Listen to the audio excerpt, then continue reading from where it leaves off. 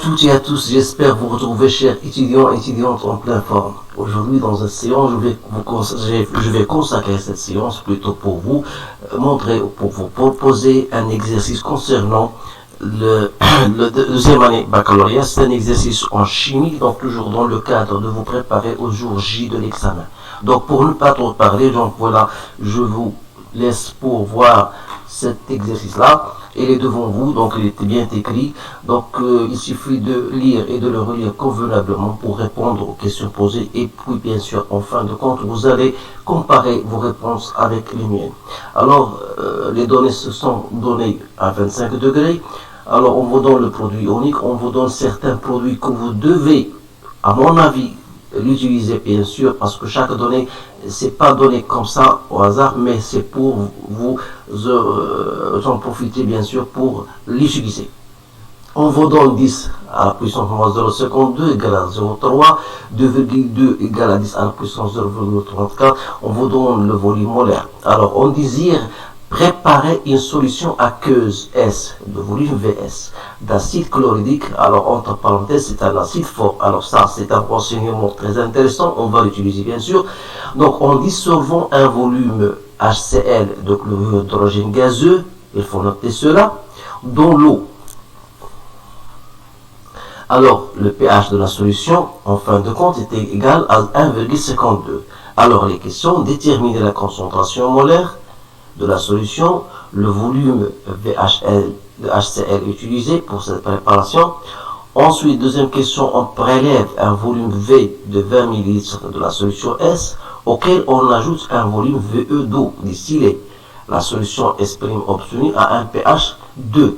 Alors, montre que le volume d'eau utilisé, VE égale 10 à la puissance pH' moins pH moins 1 en facteur de volume V, pour calculer le VE. Troisième question, on mélange cette fois-ci un volume V1 de la solution S avec un autre volume V2 de la solution S'. Alors on obtient une solution S seconde. Alors calculer dans ce cas la concentration molaire S seconde de la solution S seconde et déduire le pH de la solution. Alors voilà le sujet, c'est un sujet très intéressant, je vous encourage de le faire et de bien saisir ces notions-là, parce que on ne sait jamais, le jour de l'examen, on vous demande ce genre de questions. Alors, on va partir, donc à partir de la question 1, je vais noter d'abord les choses qu'on vous a parlé. Donc on vous donne ici je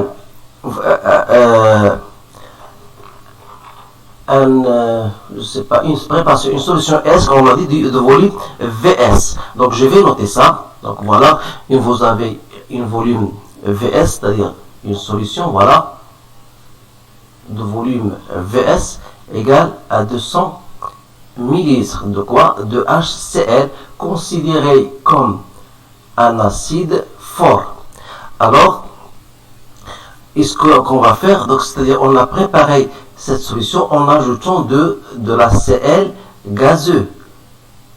Alors bien sûr, pour obtenir en fin de compte un pH égal 1,52. Alors, comment on va déterminer, comment on va faire pour déterminer la concentration? On sait bien sûr que le pH d'une solution d'acide fort égale moins log de C. Alors, c'est très simple, donc il suffit de chercher C à partir de cette expression 10 moins pH, c'est-à-dire 10 moins 1,52. Alors, comme je vous ai dit, il faut toujours utiliser les données, donc c'est plus simple, donc ça vous montre que vous avez bien compris les choses, donc vous pouvez utiliser votre calculatrice, mais ici, pourquoi on vous donne ces données, c'est tout simplement pour les utiliser. Donc, je peux l'écrire comme étant moins 0,52 fois 10 moins 1. Alors ça, c'est une donnée, c'est 0,3, 10 moins 1. Donc vous remarquez bien que c'est donc, je peux l'écrire comme étant 0,03 mol par litre. Donc voilà la première réponse de cet exercice. Donc la question B, on vous demande de chercher le volume V de HCl utilisé. Or, le volume qu'on a utilisé, c'est le gaz. Alors, vous savez bien sûr qu'on peut utiliser la relation suivante. Le nombre de moles d'un composé gazeux n'est autre que le volume de HCl sur le volume molaire. C'est-à-dire que le volume de HCl sera égal le nombre de moles, donc le nombre de moles que je multiplie par de HCl que je multiplie par le volume molaire. Or, vous savez bien sûr que le nombre de moles n'est autre que la concentration, voire le volume de la solution. Donc, ces choses, vous les savez bien sûr. Donc, c'est le nombre de moles, c'est quoi? C'est la concentration C fois Vs que je multiplie par le volume molaire. Donc, ça, c'est un rappel. Vous savez que la concentration, qui est le nombre de moles de HCl sur le volume de S. Alors, de là, j'en déduis donc que le volume de HCl, c'est 0,03 fois le volume. Il faut noter, il faut la convertir en litres, n'oubliez pas ça. Donc, multiplié par le volume molaire, c'est 24. Donc, vous allez trouver 0,144 litres. Voilà. Maintenant, je passe à la deuxième question. Donc, la deuxième question consiste à ce qu'on appelle la dilution. C'est-à-dire, vous avez un récipient qui contient un volume de 20 ml, bien sûr, de la solution S et de concentration C. Alors, lorsque j'ajoute un volume d'eau, et ce qu'on appelle bien sûr, c'est le phénomène de la dilution, qu'il faut bien le comprendre, j'obtiens donc une solution S' de concentration cette fois-ci C', qui n'est pas la concentration C, et d'un volume V' qui sera bien sûr V plus VE. Alors ici, je pourrais même vous ajouter que la concentration C', ça sera bien sûr plus petite que la concentration C, c'est-à-dire que C' sera égal à C sur un facteur que je peux l'appeler le facteur de la dilution. Alors ça, c'est entre parenthèses, puisque ceci n'était pas demandé, mais quand même, il faut le mettre à votre esprit. Alors notre but, c'est de déterminer le volume d'eau d'ajouter. On sait bien sûr que dans ce cas-là, dans cette expérience-là, on aura toujours la conservation de la quantité de matière.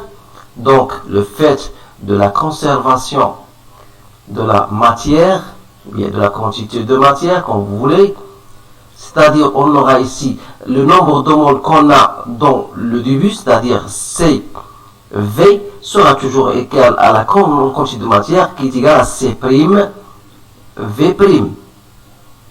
Donc ceci donc va nous permettre de dire que C', V' c'est quoi? C'est V plus VE.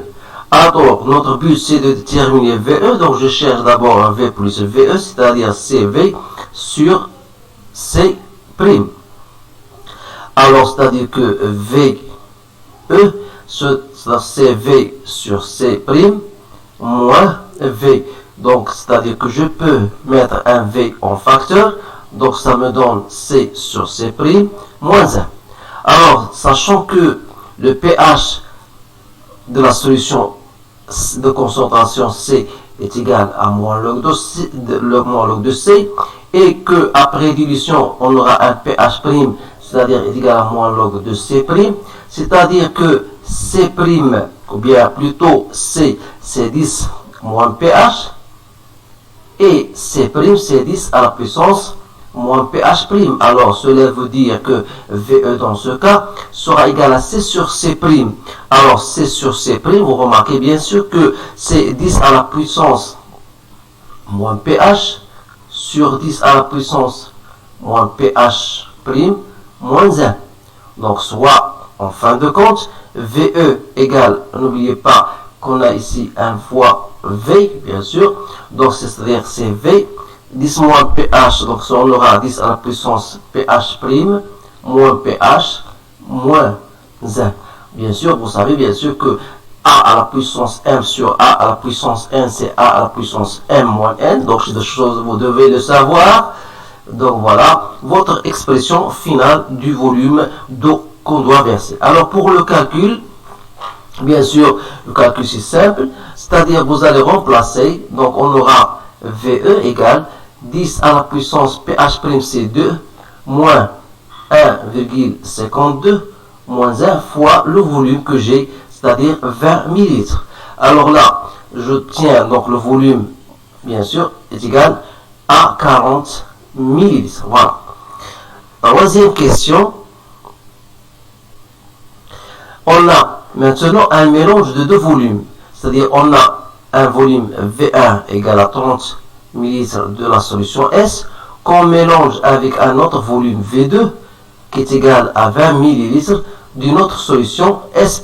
Alors, dans ce cas-là, en mélangeant ces deux volumes, on va obtenir une solution S seconde, de concentration C seconde et d'un autre volume V seconde qui n'est autre que V1 plus V2.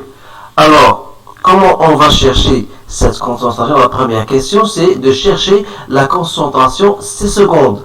Donc, c'est le nombre de moles que je divise par le volume en appliquant cette relation. Mais, comment on va déterminer un seconde? Un seconde n'est autre que la quantité de matière obtenue en mélangeant V1 avec V2, c'est-à-dire c'est le nombre, c'est la quantité de matière contenue dans le volume V1 à l'avance, c'est-à-dire c'est C fois V1, plus la quantité de matière qui provient du volume V2 qui n'est autre que C' fois V2 sur le volume total qui égale à V1 plus V2. Alors je pense que cela est bien compris par tout le monde parce qu'il faut le savoir, comment c'est facile de le remarquer. Alors je tiens donc dans ce cas-là j'ai donc N' pardon sur ça c'est N', donc c'est C1 V1 pardon sans mettre sur V1, c'est-à-dire ça c'est N seconde sur V total si vous voulez. Alors j'obtiens donc dans ce cas C seconde, c'est le nombre, c'est-à-dire C1 V1 plus c'est C pardon, c'est C' V2 sur V1 plus V2. Donc si vous faites votre application, donc 0,03 fois 30 qu'il faut la mettre, convertir en litres, plus 10 moins 2 fois 20. De la même manière, il faut la convertir en litres. Il ne faut pas oublier ces choses-là parce que la plupart des étudiants oublient, je ne sais pas comment, la conversion. Alors, dans ce cas, j'obtiens C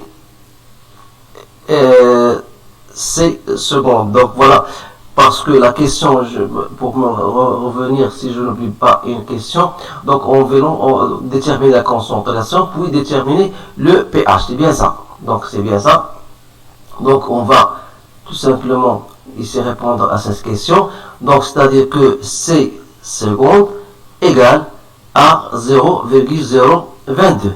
Alors, arrivé à ce stade-là, je sais que pour répondre à la deuxième question, donc voilà, je laisse là, ça c'est mol par litre. Donc la question B, déterminer le pH.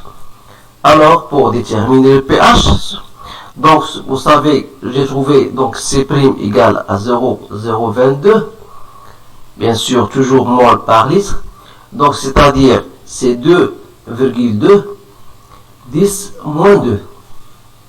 Alors, d'après les données, on nous a donné que 10 à la puissance 0,34, c'est bien égal à 2,2.